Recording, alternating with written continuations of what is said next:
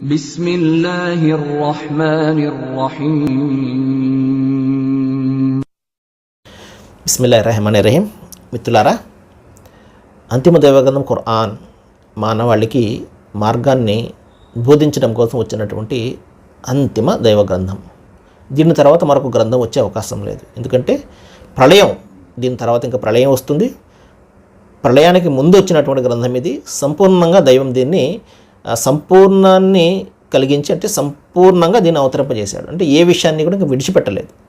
అలాగే దీని రక్షణ బాధ్యతను కూడా ఆయన స్వయంగా స్వీకరించాడు. రక్షణ బాధ్యతను స్వీకరించాడు కాబట్టి ఖురాన్ మార్పు చెందే అవకాశం లేదు. దీని యొక్క రుజువు ఏంటంటే 1500 సంవత్సరాలకు పూర్వం అవతరించినటువంటి ఖురాన్, నేటి ఖురాన్ కూడా అదేవిధంగా మార్పులకు చేర్పులకు లేకుండా, ఒక అచ్చు ఒక హల్లు కూడా పొల్లుపోకుండా ఉండినటువంటి చరిత్ర దీనికి ఉన్నది.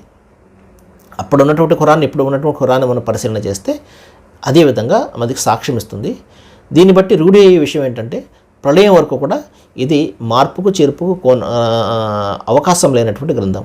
ఖురాన్లో చెప్తాడు. ఏం చెప్తాడంటే ఖురాను ఇన్న నహ్ను నజ్జల్న జిక్ర వ ఇన్న లహు లహాఫిజూన్ అంటాడు. ఖురాన్ నేను అవతరింపజేశాను, దీన్ని రక్షించే బాధ్యత నాదే. అంటే ఖురాన్ను కంఠస్థం చేసుకునే రూపంలో దైవం ఏం చేశాడంటే దీని యొక్క భాషను దీన్ని ఆయన జాగ్రత్త పరిచాడనమాట.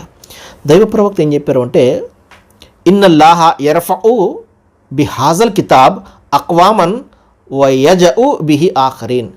ఈ ఖురాన్ ద్వారా చాలామందిని దైవం ఉన్నత స్థాయికి తీసుకుని వెళ్తాడు. మరి చాలామందిని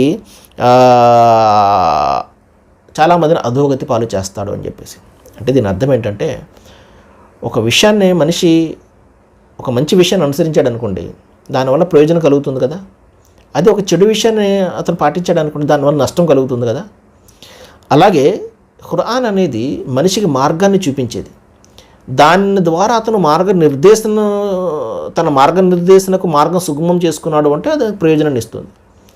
ఒకవేళ తన వద్ద ఉన్నప్పటికీ కూడా దాని నుండి ఏ ప్రయోజనం పొందలేదు అనుకోండి, మెల్లగొట్టుకుని తిరిగాడు, లేకపోతే పైన పెట్టాడు, లేకపోతే శుభకార్యాల్లోనూ, లేకపోతే ఎవరైనా చనిపోతేనే చదువుకున్నాడు అన్న పరిస్థితి ఉందనుకోండి, దానివల్ల ప్రయోజనం ఏం కలుగుతుంది?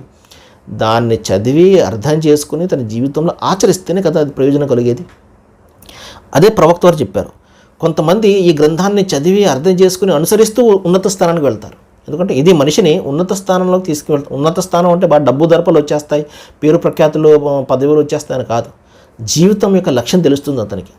ఎందుకు బతుకుతున్నాడో దాని యొక్క అర్థం, పరమార్థం, అంతరార్థం తెలుస్తుంది. అలాగే ఖురాన్ ఉన్నప్పటికీ కూడా దాన్ని చదవలేదనుకోండి, దానివల్ల ఏ ప్రయోజనం కూడా అతను పొందడు, అధోగతి పాలవుతాడు. మిగతా వారు ఏ విధంగా అయితే, గ్రంథం లేనటువంటి వాళ్ళు ఏ విధంగా అయితే అధోగతి పాలవుతారో, ఉండి కూడా ఇతను అధోగతి పాలవుతాడు. ఎందుకంటే అతను ఇప్పుడు చదివింది కాదు, చదివి అర్థం చేసుకున్నది కాదు, అర్థం చేసుకున్నది ఆచరించింది కాదు. కాబట్టి మనం అందరం కూడా గ్రంథాన్ని చదివి అర్థం చేసుకుని జీవితంలో ఆచరించే ప్రయత్నం చేద్దాము. దైవం మనందరికీ ఆ సద్బుద్ధిని ప్రసాదించుగాక. సర్వే జన సుఖినో భవంతు. Thank you very much.